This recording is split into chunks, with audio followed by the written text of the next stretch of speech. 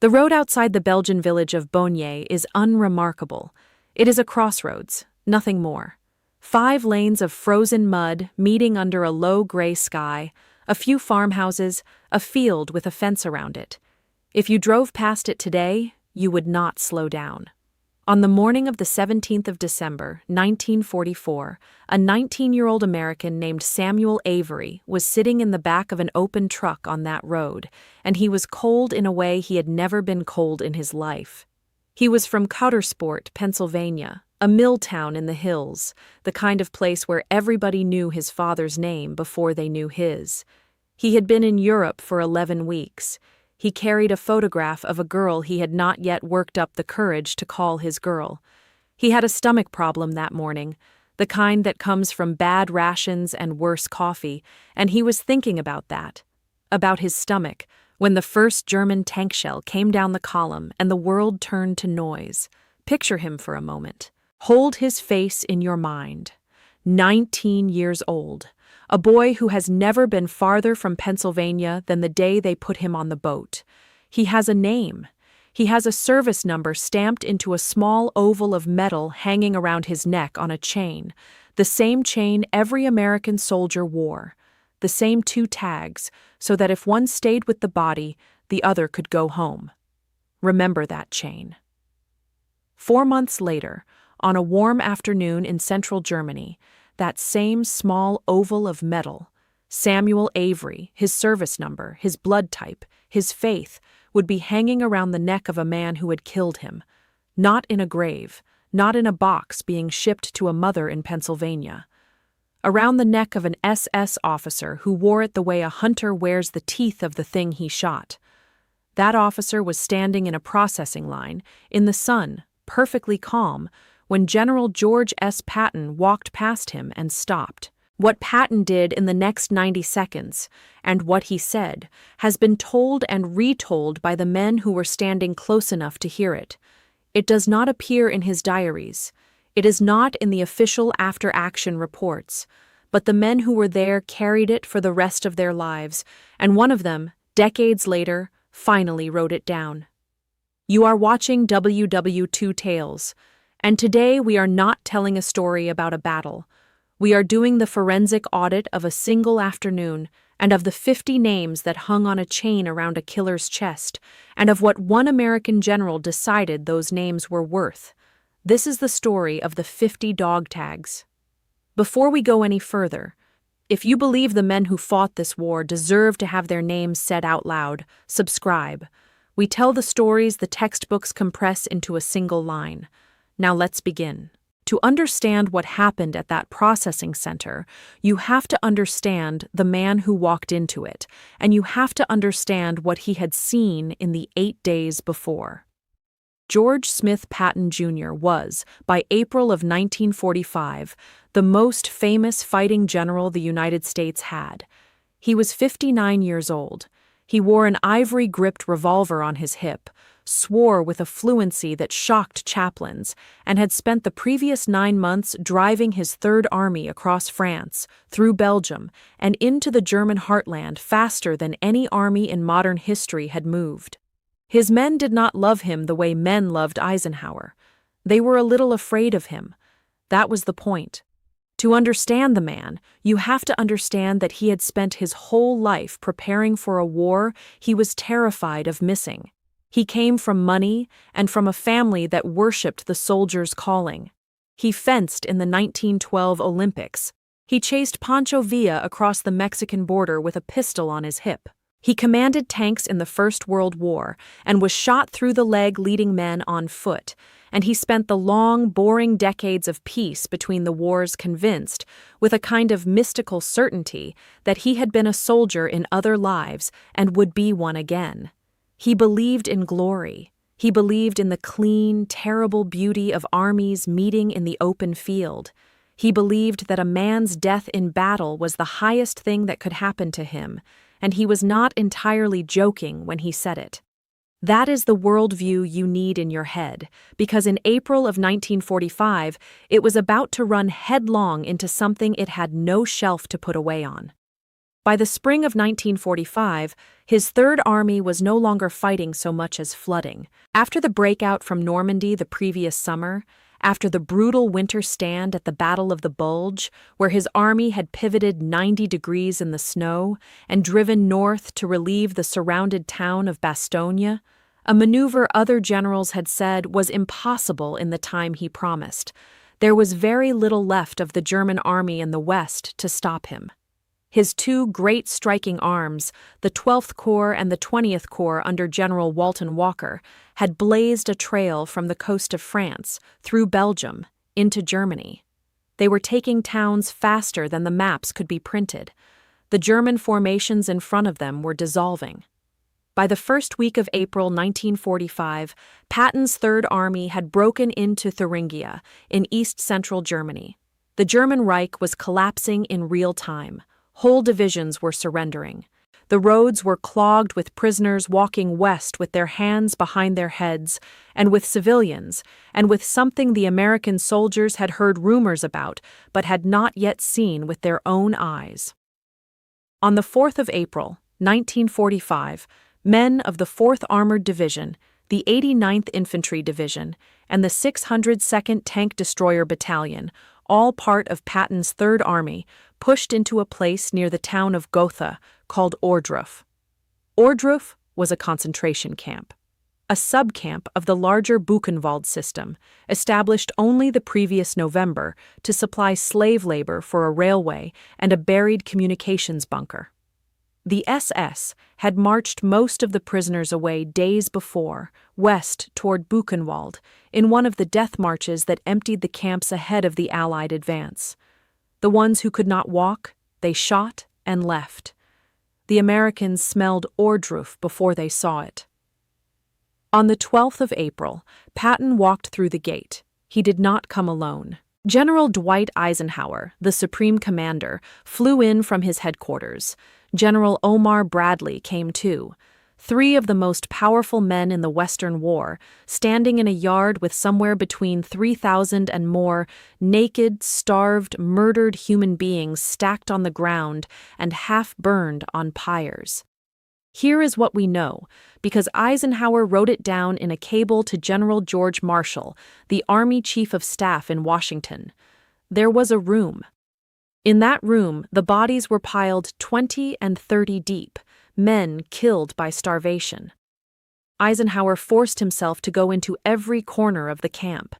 He said later that he did it deliberately, so that if anyone ever tried to call these things propaganda, he could stand up and say, "I was there, I saw it," and Patton, the man who carried the ivory revolver, the man who slapped soldiers and made generals nervous, the toughest figure in the American command, Patton would not go into that room. Eisenhower recorded it plainly. George Patton refused to enter. He said he would be sick if he did. He was sick anyway. He went around the side of a building and vomited.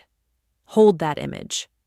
The hardest man in the United States Army, on his knees, throwing up against a wall, because there are some things the human body refuses to process standing up. Patton wrote to his wife about it afterward. He told her Ohrdruf was the first concentration camp any of them had ever seen, and that all of them had prayed it would be the last. Then he added 3 words: "No such luck." He was right. The next day, units of his Third Army were standing in front of Buchenwald itself. Buchenwald had been liberated on the 11th of April by the 6th Armored Division, the Super 6th, commanded by Major General Robert W. Grow, a division that had been in the field since the previous July and thought it had seen everything the war could throw at it. Some 250,000 human beings had passed through the gate of Buchenwald during its existence. More than 50,000 of them had died there. When the Super 6th rolled in on the afternoon of the 11th, there were still around 21,000 prisoners alive inside, and they were skeletons. Read that number again. 21,000 survivors, 50,000 dead. And those were the figures from one camp in a system that stretched across an entire continent. Eisenhower understood, standing in that yard at Ohrdruf, that the thing in front of him was so far beyond ordinary human experience that people back home would refuse to believe it. So he did something deliberate. He cabled Washington and asked that editors and congressmen be flown in from the United States to walk the camps with their own feet, so that there could never be a future in which someone stood up and called it exaggeration. And he ordered that the German civilians from the surrounding towns, the burghers of Weimar and Gotha, who had lived a few miles from the smoke and sworn they knew nothing, be marched through the camps and made to look. Some of them fainted. In Gotha, the town's mayor and his wife toured the horror, went home, and hanged themselves. This is the moral weather Patton was living in when he came to that processing center. He had just been forced to look at the absolute floor of what human beings will do to one another, and he had thrown up doing it, and he was, like every man in his army, looking for some way to make it mean something. So when General Patton arrived at that prisoner processing center later that month, he was not arriving as a tourist. He had vomit on his boots, figuratively speaking, and a fresh, personal, photographic knowledge of exactly what the men he was now processing as ordinary prisoners of war had been capable of. He had spent his entire career believing in a certain code: soldier against soldier, fair fight. You shoot at me, I shoot at you, and the loser goes into the ground with his honor intact and his enemies salute. Ordroof had broken that code in half in front of him, and he was, at that moment, a man looking for the line between the soldier and the murderer, because he had just learned that the line was real and that some men had walked across it on purpose. Here is the part most people don't know. The atrocity Patton was about to confront in that processing line was not new. It was not a one-time horror committed by a single deranged individual. The murder of captured Allied soldiers had been, for certain units of the German armed forces, something close to a method. And to understand the man with the necklace, we have to go back almost a year to a stone monastery in Normandy and to a division made of children. In the early months of 1943, the leader of the Hitler Youth, a man named Arthur Axmann, brought an idea to Heinrich Himmler, the head of the SS. The idea was a new combat division built almost entirely from teenagers, boys born in 1926, 16, 17 years old, raised from childhood inside the machinery of Nazi indoctrination, fed the ideology with their school lunches, and now old enough to be handed a rifle. Hitler approved it in February. They called it the 12th SS Panzer Division Hitlerjugend. The rank and file were boys, but the officers and senior sergeants were not. They were pulled from veteran SS divisions, men who had learned their trade on the Eastern Front, where the war against the Soviet Union had been fought with a savagery that had no parallel in the West. These were men who had seen prisoners shot as a matter of routine and had stopped thinking of it as remarkable. Now they were going to teach that to children. The man at the center of it was an SS officer named Kurt Meyer. His men called him Panzer Meyer. He was born on the 23rd of December 1910 in Lower Saxony. Before the war, he had failed at being a shopkeeper, a road builder, and a postman. He could not hold a job. He joined the Nazi Party in 1930, 3 years before Hitler took power, which tells you he was not a man swept up by events. He was an early believer. He won the Iron Cross in 1939 and rose fast, and by the summer of 1944, he commanded the 25th Panzergrenadier Regiment of the Hitlerjugend and would soon command the whole division. The division first saw combat on the 7th of June, 1944, the day after D-Day. They were thrown into the fighting around the city of Caen against the British and the Canadians, and almost immediately, the killing of prisoners began. Meyer set up his headquarters in a Premonstratensian monastery called the Ardenne Abbey, just outside Caen. The towers gave him a clear view of the battlefield. Over the days and weeks that followed, Canadian soldiers who had surrendered, men with their hands up, men who were no longer combatants, men who were entitled under every law of war to live, were brought into the garden of that abbey and shot in the back of the head. 20 of them died at the Ardenne Abbey alone, 5 from the North Nova Scotia Highlanders, 11 from the 27th Armoured Regiment, the Sherbrooke Fusiliers. A garden, a monastery. Boys raised in a death cult executing other boys who had simply lost a fight. And that was one site. Across the whole Normandy campaign, in places with names like Buren and Authie, soldiers of the 12th SS Panzer Division murdered as many as 156 Canadian and British prisoners of war. The majority of the killings happened in the first 10 days of the invasion. A Polish-born SS trooper named Jan Jesionek was present for some of it. He had been conscripted into the SS, not born to it, and what he saw at the Abbey sickened him in a way it apparently did not sicken the men around him. He survived the war, and when the time came, he stood up in a courtroom and described in detail how Canadian prisoners were brought into the garden of the Ardenne Abbey and shot one by one. His testimony became one of the central pillars of the case. Witnesses like Jesionek are the reason we are not guessing about any of this.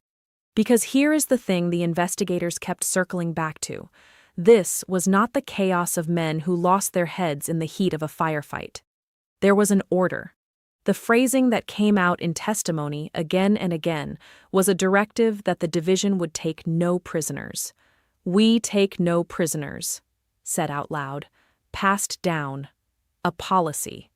The boys were not improvising their cruelty. They had been told. Kurt Meyer was captured at the end of the Normandy fighting and held for the rest of the war. In December of 1945, in the town of Aurich in occupied Germany, he became the first major German figure the Canadians ever put on trial. The court convened on the 10th of December and ran to the 28th. The president of the court was a Canadian general named Harry Foster, and here is one of those details that the textbooks leave out, the kind this channel exists to find. Foster had commanded Canadian troops against Meyer's division in the fighting around Caen. The man judging the massacre had been on the other end of the guns when it happened. Meyer was charged on 5 counts, the substance of them being that he had incited his men to give no quarter, and that he was responsible for the murder of prisoners at Buren, at Authie, and in the Abbey Garden. He claimed he had given no such order and known nothing of the executions happening at his own headquarters. The court did not believe him on the counts that mattered. They convicted him, and they sentenced him to death by shooting. And then watch what happens, because you are going to see this exact shape 3 times in this story before we are done. The sentence had to be confirmed by a senior officer, the convening authority, a Canadian Major General named Christopher Vokes. Meyer's wife sat in the front row of the courtroom. His lawyers and his wife persuaded him to appeal. The appeal landed on Vokes's desk.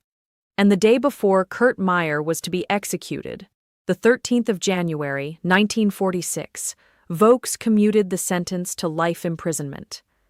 He said afterward that he did not believe Meyer's level of direct responsibility warranted putting him in front of a firing squad, and that he was aware, uncomfortably, that prisoners had sometimes been killed by the other side too. So Meyer did not die. He was shipped to a penitentiary in New Brunswick, Canada, where he worked in the prison library and taught himself English. His sentence was later reduced again. He was released in 1954 after serving less than a decade, returned to West Germany, and lived out his years as a spokesman for an organization of former Waffen-SS veterans, insisting to the end that he and his men had been soldiers like any other. He died in 1961, on the 23rd of December, his 51st birthday, a free man, surrounded by family, which is more than can be said for a single one of the boys his division put in the ground in that Abbey Garden. Remember that shape. Sentence of death, commutation, release. We will see it again, and it will not get easier to watch. I want to be precise about something, because precision is the entire point of this channel. Not every German soldier did this, not even most of them. The German army, The Wehrmacht was an enormous institution, and millions of the men in it fought hard and surrendered honorably and treated captured Americans by the book. The boys of the Hitlerjugend themselves were, in a real sense, victims of the men who had raised and commanded them. There is a tragedy stacked inside the atrocity, but the atrocity is real. The murder of prisoners by certain SS units was not an accident of war or the panic of a single bad afternoon. It was a habit. It was taught. And by the spring of 1945, the American Army had a name for the specific dread that came over a G1 when he realized the unit across from him wore the SS runes. It meant that surrender might not save you, and that capturing them might not save them either, because the men who did this knew what was waiting for them and had nothing left to lose. This is the world that produced the man Patton found in the processing line. Not a lone monster, a product, a graduate. Men like Samuel Avery, the boy from the Cold Open, the boy from Countersport, did not fight because they hated Germans. Most of them could not have found Germany on a map 2 years earlier. They fought because somebody had to stand between that ideology and the people back home, and the bill for standing there came due 19 years at a time.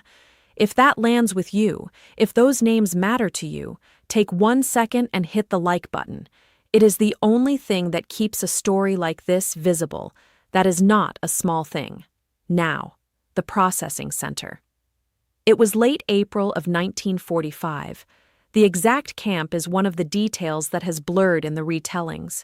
A hastily built prisoner-of-war collection point outside a city in the American sector, the kind of place that was thrown up almost overnight because the German army was surrendering faster than anyone had planned for. Tens of thousands of men a day were coming in. The system was overwhelmed. It is hard now to picture the sheer volume of it. In the final weeks of the war in Europe, the Western Allies took German prisoners in numbers that broke every plan they had made. Whole divisions walked west to surrender to the Americans rather than be captured by the Soviets, who they knew would show them no mercy. The cages built to hold thousands were holding hundreds of thousands. There were not enough guards, not enough interpreters, not enough clerks, not enough wire. Men were processed in a blur, names taken down phonetically, faces never really looked at. The machinery that was supposed to separate the ordinary soldier from the war criminal was running so fast and so hot that things slipped through it constantly. That is the only reason a man like the one in this story could walk up to the gate wearing what he was wearing and very nearly make it through. A collection point like this worked on an assembly line. Prisoners came in through a gate. They were searched for weapons. Their paybooks and papers were taken and recorded. Names went onto lists. SS men were supposed to be separated from regular army prisoners because the SS were the ones the investigators wanted. But in the chaos of those final weeks, with the lines moving and the guards exhausted, things slipped through. The man running this particular center was a captain. Call him James Mercer, an officer from the Midwest, 33 years old, who had been processing prisoners for the better part of 3 months. He had seen the full range of the defeated German army by then. He had seen relief, boys so glad the war was over they wept at the gate. He had seen old men who should never have worn a uniform, swept up in the last desperate call-ups. He had seen the true believers, the SS, the ones who surrendered with their chins up and contempt in their eyes because they had run out of bullets and not out of conviction. He thought he had seen everything a prisoner could be. On the day Patton came through, the general was doing what generals do near the end of a war, inspecting, being seen, walking the lines so the men could say they had seen old blood and guts. He moved down the rows of prisoners with his staff trailing him. It was routine. It was almost ceremonial. And then he stopped. He had seen something glint in the sun. Metal. On a prisoner standing in the search line. Not a buckle, not a badge. Something hanging at the man's throat, catching the light in a way metal does when there is a lot of it. Patton walked closer. The prisoner did not look away. He was an officer. You could tell from the cut of him even with the insignia stripped. Somewhere in his late 20s, lean, upright, calm in a way the others were not. And around his neck, strung on a length of cord and a piece of looted chain, was a mass of small metal ovals. Dog tags. American dog tags. Not one. Not two. The way a soldier might keep a fallen friend's tag to carry home to a family. Dozens of them. They were layered against his chest like the scales of an animal, each one stamped with a name that was not his. Patton counted. The men around him said you could see him doing it, his eyes moving along the chain, his jaw setting harder with each one. 50. 50 American dog tags, 50 names, 50 service numbers, 50 blood types, 50 boys who had a counter sport, a hometown, a girl whose photo they carried, a mother who was at that very moment writing to the War Department asking why she had not heard. And this man was wearing them, in the open, as decoration. Captain. Patton's voice, by every account, was quiet. People who knew him knew that the quiet was worse than the shouting. "How long has this prisoner been in my camp?" Mercer checked. The man had come through the gate that morning. He had been in the line less than an hour. And no one saw the necklace. The two corporals running the search had been looking for weapons and papers. They had been looking at the man's hands and his pockets and the lining of his coat. They had not looked at his throat. "Sir, we didn't see it. It was the truth, and it was no defense, and they knew it." Patton turned to his staff. He wanted the intelligence officer. He wanted an interpreter, a man who spoke fluent German, and he wanted them now. Within a few minutes, they were there. The intelligence lieutenant took one look at the chain and went pale. The interpreter, an American of German descent, stood ready to translate. Patton never took his eyes off the prisoner. "Ask him his name." The prisoner answered without hesitation. His name, the interpreter relayed, was Erich Brandt, SS Obersturmführer, a first lieutenant. Waffen SS, attached to the 1st SS Panzer Division. The Leibstandarte, Hitler's own, the 1st SS Panzer Division. Remember that name. We are going to come back to it, and when we do, you are going to understand exactly why Patton's hands went still at his sides when he heard it. "Ask him where he got the tags," the interpreter asked. Brandt answered, and as he listened, the interpreter's face changed. He took a breath before he translated. The lieutenant said he had collected them, from battlefields, from the bodies of dead Americans over the course of the past year, France, Belgium, the Ardennes, the long retreat into Germany. Ask him why. This is the moment the men who were there never forgot, because Brandt did not look ashamed, and he did not look afraid, and he did not look away. He answered the question the way a man answers when he is asked about a hobby.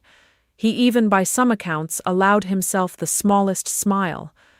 The interpreter's voice was unsteady when he gave it to Patton. "He says they are proof, sir. He says each tag is a man he killed. He says he keeps them so he will not forget the number." The processing center had gone silent. Not the ordered quiet of a military camp. The other kind.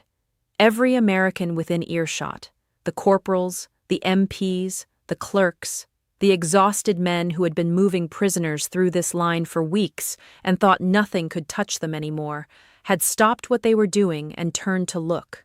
50 tags.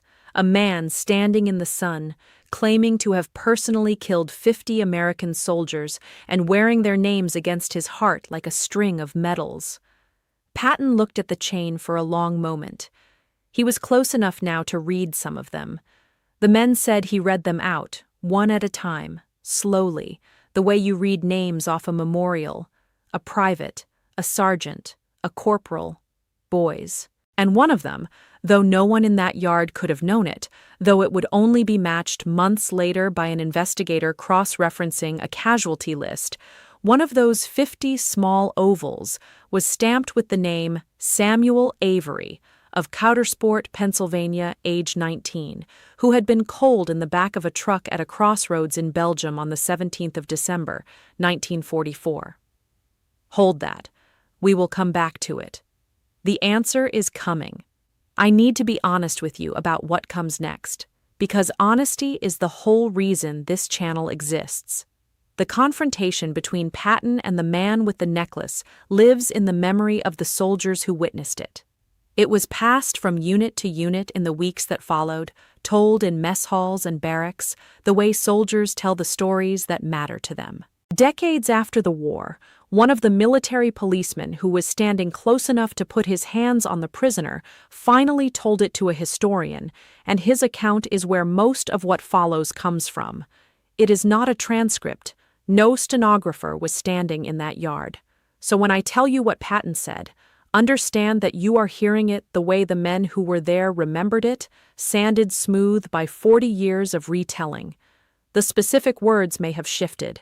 The substance, what Patton did, and the cold fury he did it with, the men were certain of until the day they died. Here is what they remembered. Patton took a single step closer to Brandt. Now they were perhaps 3 feet apart. The general turned his head slightly toward the interpreter without breaking eye contact with the prisoner. Translate exactly what I say, word for word. Do not soften it. Yes, sir. Patton spoke slowly. The men said he spoke the way a man speaks when he has decided something and is no longer in any hurry. You are a prisoner of war. You have no rank here. You have no privileges. You have no property. Everything on your body belongs to the United States Army now, including that chain, the interpreter translated. Brandt's faint smile held. Those tags do not belong to you. They never did.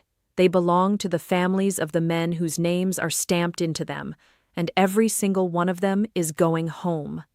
The interpreter translated. The smile thinned. You will take that chain off your neck and you will hand it to me, yourself, now. Brandt did not move. He said something in German, short, almost lazy. The interpreter hesitated. What did he say? Sir. He says no. He says they are his. He says he earned them. You could have heard a man breathe across that whole yard. Patton did not raise his voice. The MP who told the story said that was the part that stayed with him, that there was no explosion, no famous Patton tirade, none of the theatrical rage the general was known for. There was just a stillness that was somehow much worse. You wore those men like a trophy, Patton said. You hunted Americans and you kept score and you put their names on a string so you could admire them. You decided they were animals. He paused. Here is what you got wrong, Lieutenant.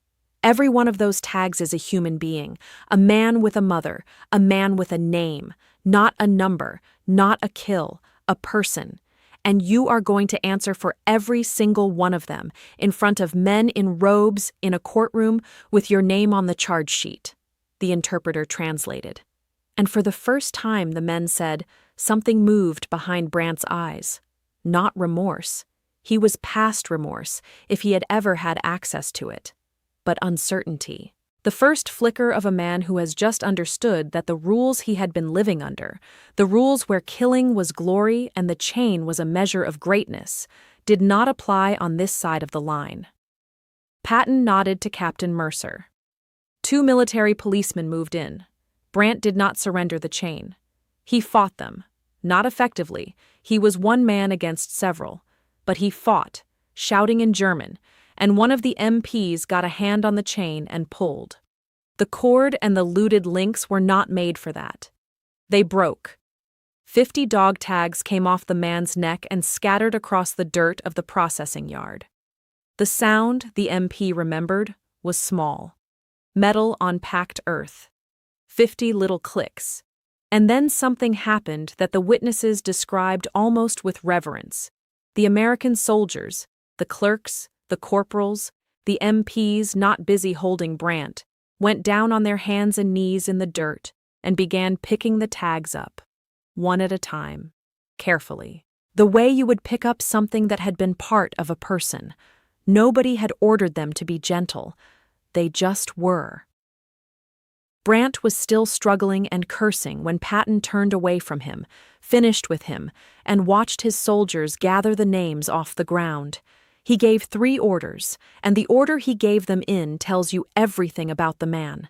First, he ordered Brant segregated, solitary, no contact with the other prisoners. He was now an intelligence and war crimes matter, and he was to be handled like one. Second, he ordered a full investigation. He wanted to know if the man's claim was true. Had he killed 50 Americans, or had he scavenged tags off corpses he had nothing to do with? Find out, Patton said.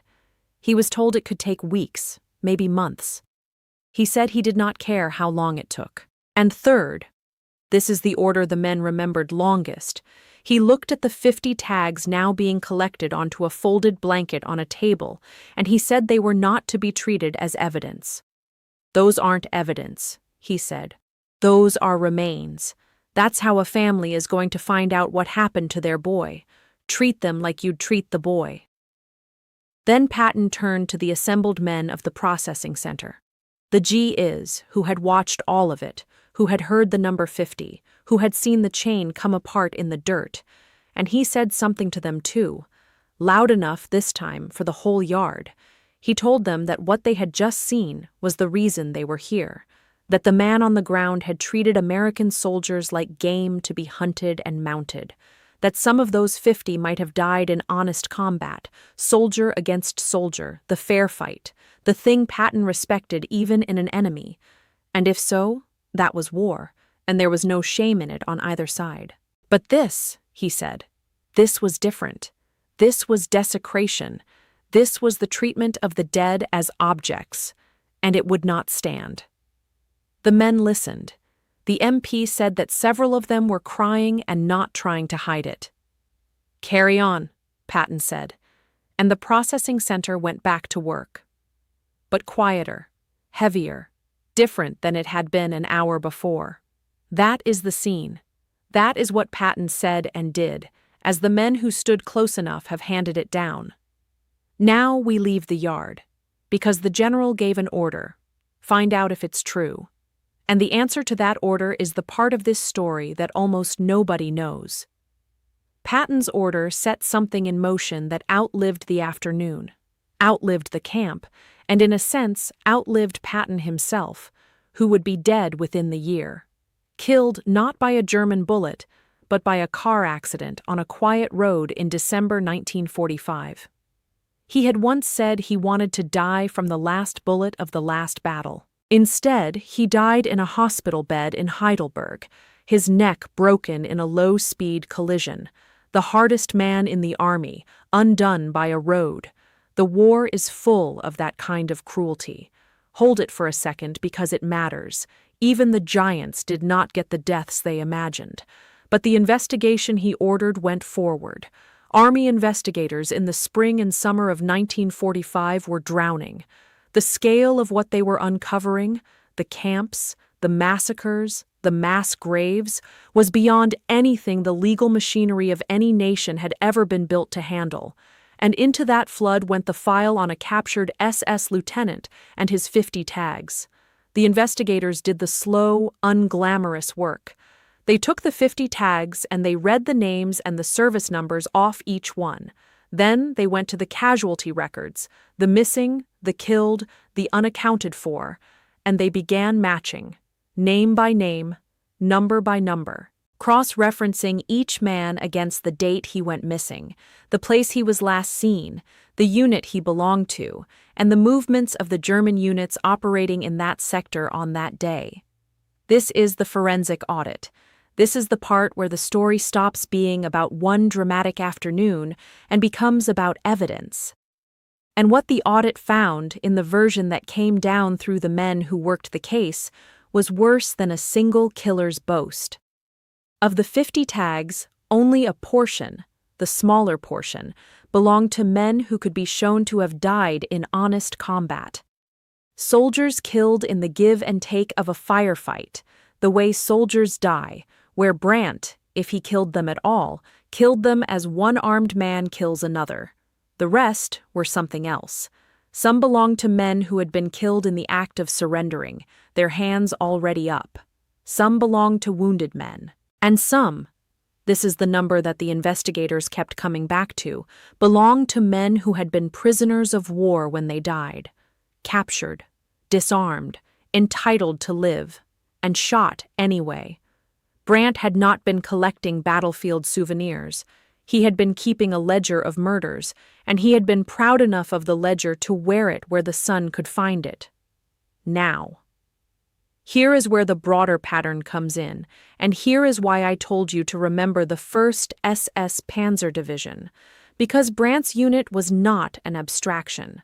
The Leibstandarte had a documented, specific, internationally infamous record of exactly the kind of killing his tags represented, and the place that record was written is a crossroads in Belgium you already know, Baugnies, near the town of Malmedy. On the 17th of December, 1944, the same day, the same cold, the same offensive that swept up the boy from Coudersport in the cold open, a battle group of the 1st SS Panzer Division under an officer named Joachim Peiper crashed into an American column near the Baugnies crossroads.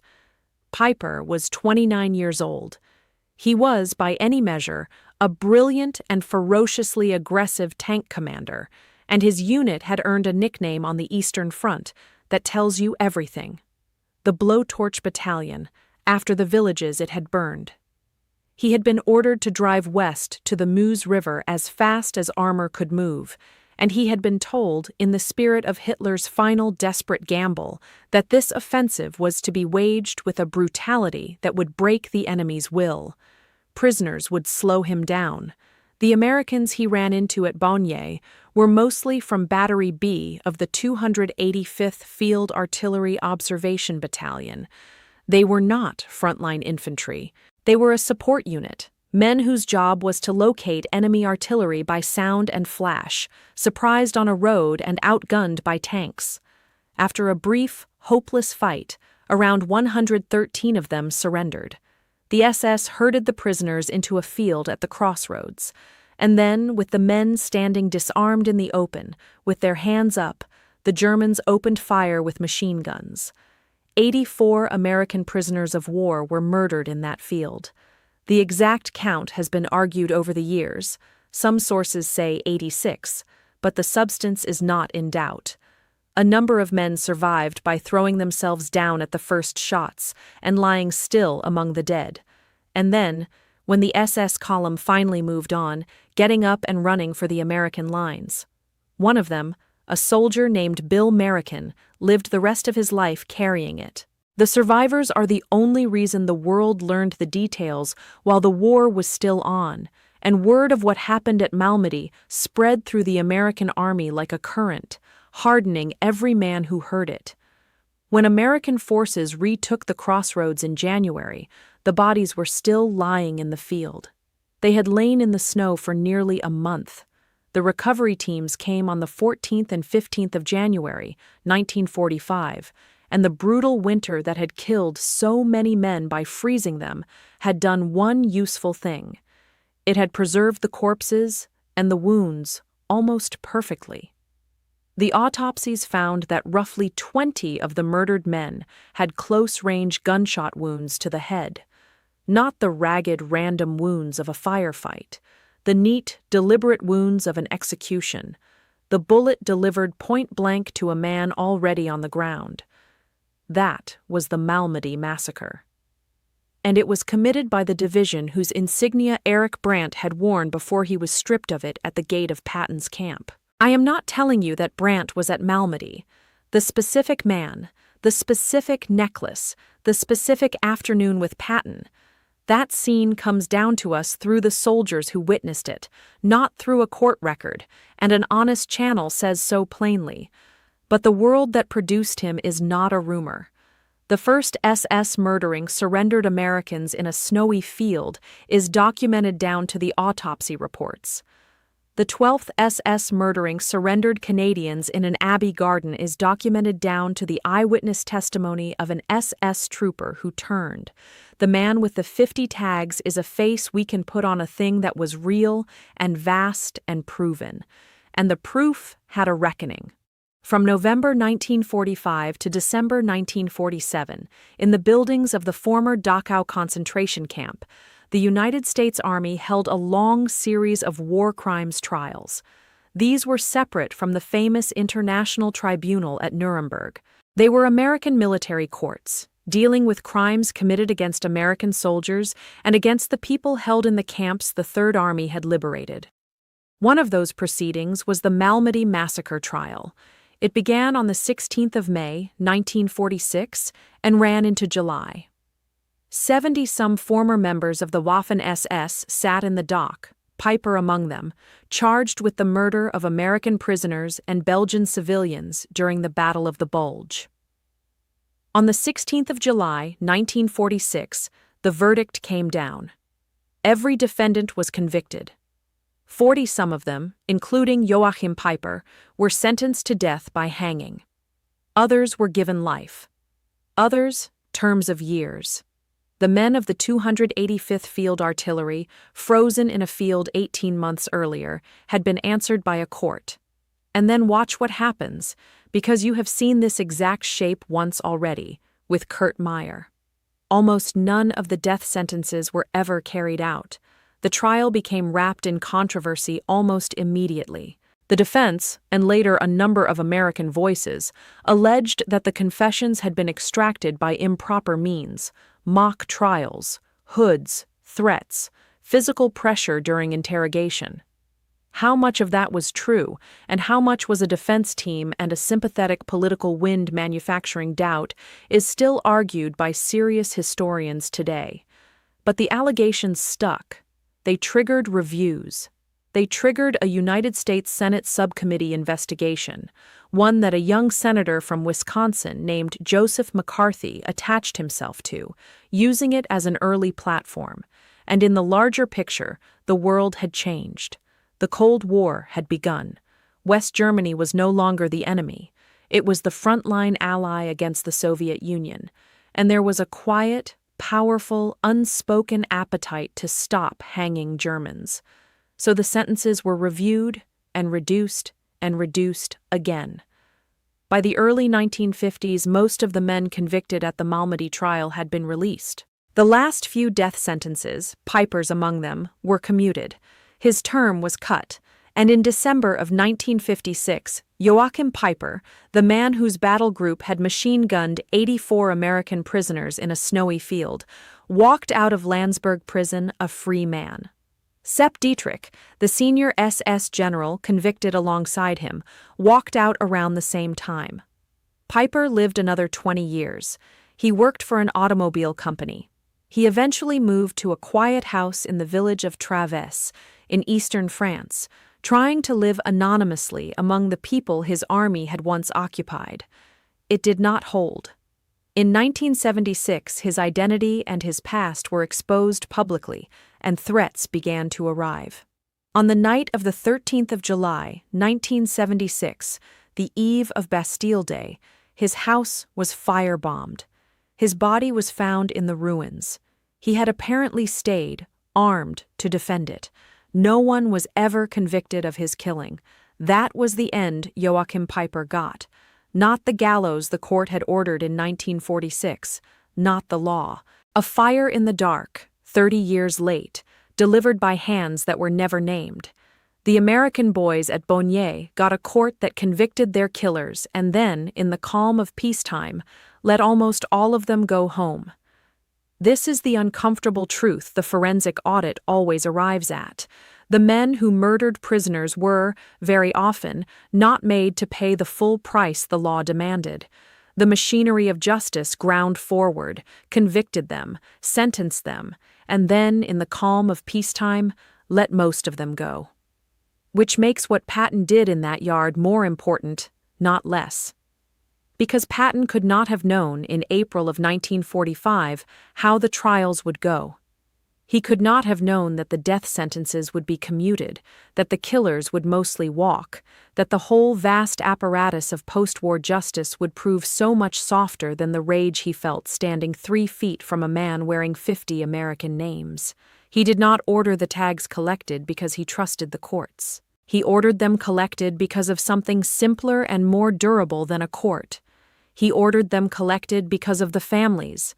The 50 names on that chain were matched, one by one, against the casualty lists, and where a match was made, a letter was written. Somewhere in America, a mother who had been told only that her son was missing, the cruelest word in the English language, the word with no bottom to it, received an envelope. And inside was the truth, and inside, in some cases, was the small oval of metal itself, come home at last. That is what the 50 tags were for. Not the courtroom, the kitchen table, the hand of a mother closing around a piece of her son. The verdict. The verdict is this: war is mathematics. It is logistics and casualty ratios and tonnage and the cold arithmetic of how many you can afford to lose to take the bridge. Patton, of all people, understood that. He spent the bodies of young men the way a banker spends money, because that was the job, and he was very good at the job. But the men he spent were not numbers. They had names. That is the whole of it. That is the thing the man with the necklace got wrong, the thing he got so completely and monstrously wrong that he could hang 50 human beings on a string and admire them in the sun. He had been taught from boyhood, in the machinery of an ideology built for exactly this, that some men were trophies, and some men were not even men. And he believed it all the way down. Patton's answer, quiet in a dusty yard, with vomit barely a week old on the memory of his boots, was to get down to the one thing that ideology could never survive contact with: the specific, the personal, the name. He did not give a speech about democracy. He read the names off the chain, one at a time, and he said, "This is a person." And then he sent each person home. Samuel Avery went home, not the boy. The boy stayed in Europe, the way so many of them stayed. But his name went home to Cootersport, Pennsylvania, to a mother who had spent 4 months not knowing, and who could finally, terribly, know. There is a grief that is better than not knowing. Patton understood that too. Most Americans have never heard of Samuel Avery, because I made him up, in a sense. He is a name I gave to the 19-year-old who stood in for the thousands of real 19-year-olds who were exactly like him. But the 84 who died at Baugny were real. Their names are real. They are memorialized today at a small monument at the crossroads, within sight of the field where they fell. The 20 Canadians in the Abbey garden were real. The 50,000 who died at Buchenwald were real. And the rage that put George Patton on his knees behind a building at Ohrdruf was the most real thing in this entire story. They did not have monuments, most of them. They did not have statues. They had names, stamped into small ovals of metal, designed for exactly one purpose, so that no matter what happened to the body, the name could find its way home. A man tried to turn those names into trophies, and an American general, with a revolver on his hip and tears he would never admit to in his eyes, took them back, one at a time, off the dirt. If this forensic audit gave you something to sit with, hit the like button. It keeps these names visible a little longer, and that is the only payment any of these men will ever get from us. Subscribe if you want the next chapter, because there are 1,000 more of these, and most of them have never been told. And tell me something in the comments. If your father, your grandfather, your great-grandfather served, in the Bulge, in Normandy, in the camps, anywhere, I want to know his name and what he saw, not the textbook version, the specific, the unit, the thing he could never talk about at dinner. Those details matter more than any archive, and this is one of the few places left where they get said out loud. War is mathematics, but the men who fought it were not numbers. They had names. Samuel Avery, the 20 in the garden, The 84 in the snow, the 50 on the chain. They deserve to be remembered.